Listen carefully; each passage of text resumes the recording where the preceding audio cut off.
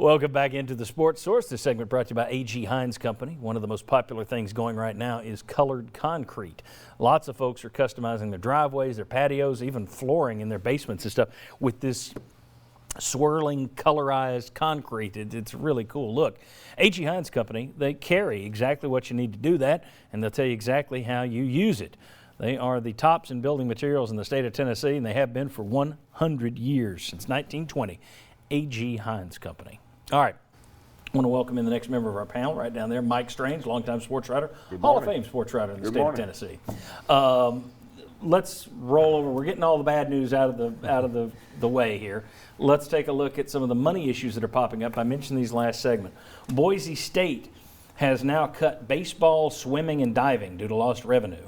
The Oklahoma Athletic Department cut nearly $14 million from their budget, including the highest paid coaches and AD salaries. Under Armour, this is where it gets big. Under Armour cut a deal with UCLA and Cal. It was worth too much money. Well, now they're backing out of it. They're trying to nix those deals, and they know they're going to lose some money when they go to trial over this because it will wind up in court. But they are trying to break these huge deals. So you're looking at the shoe companies. Learfield IMG approached a number of schools trying to delay payments and cut new deals for media and marketing rights. One of the schools they pay is Tennessee. No word on whether Tennessee was one of the ones they approached about this, but you're starting to see the rubber hit the road, Mike, in terms of these economic deals. Is this the tip of the iceberg, or are we at the worst of it?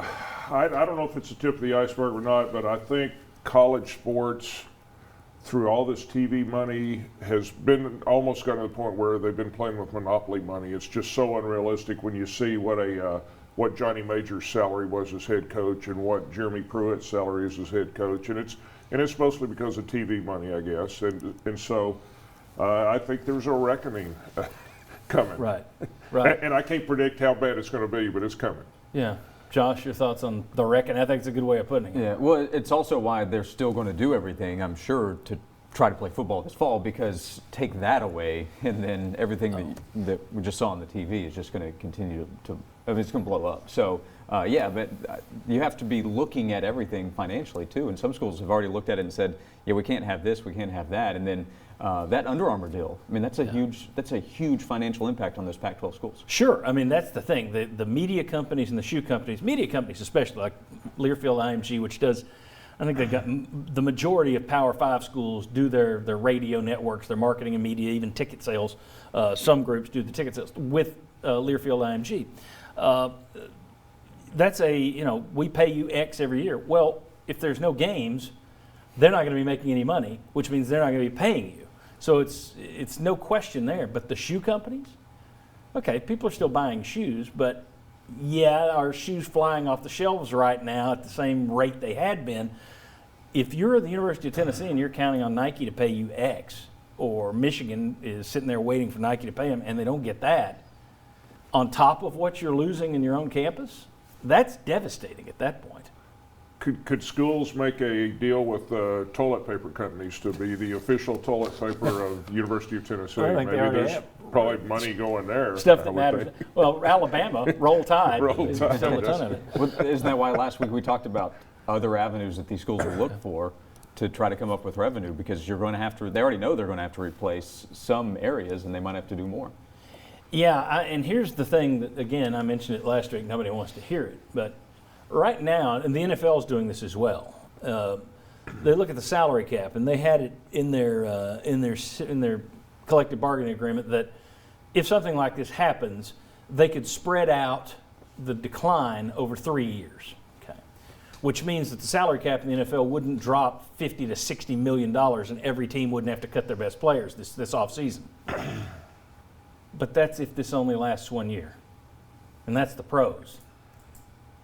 If this goes for, I mean, look at it. It impacted the most revenue generating part of the basketball season last year. If we don't have basketball, that's 2 years now. One full season and the money end of the season that will have been impacted. At some point, I don't know that things come back at some of these schools if this goes for more than X amount of years. I don't think football goes away forever because you got giant stadiums.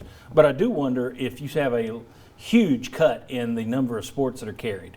if you have to go through more than a year of this, I don't know that some of these sports come back. Baseball may be gone. Baseball's not coming back to Boise State, probably. Right. Yeah. And if this gets worse, I think you're going to see that. Yeah. That's Boise State. So people still go, that's not the Power 12 or the Power 5 schools. At some point, the longer this goes, the more likely you're going to see it at Tennessee, at Alabama, at Kentucky, at Florida, at schools you'd think would never be impacted. Well, I mean, football supports everything else, right? For the most part, football, men's basketball, football's king. Football and basketball cover everything. You can easily say it that way. 99% of it is that. Well, in the future, couldn't it be that they just come back to support themselves because they have to rebuild themselves? Well, with Title IX, you'll have the women's sports that have the exact amount of scholarships, but I think you may have just 2 men's sports on a campus. Yeah, you might see more baseball, soccer. Men's soccer, I think, would be one that gets hit really hard. Track and field, swimming and diving, I wonder about those. The non-revenue sports, I think the men's non-revenue sports are in serious, serious doubt, even for the big boys. And the longer this goes, the more doubt is gathered above them like clouds. Especially ones that the SEC network doesn't televise. Yeah. All right, when we come back, let's talk about recruiting. We'll talk about Tennessee's status nationally and inside the conference. We'll talk about Jay Graham, the penalty that came down this week. And Jeremy Pruitt made an appearance on the Dan Patrick Show that didn't go as planned. We'll discuss. Come on back.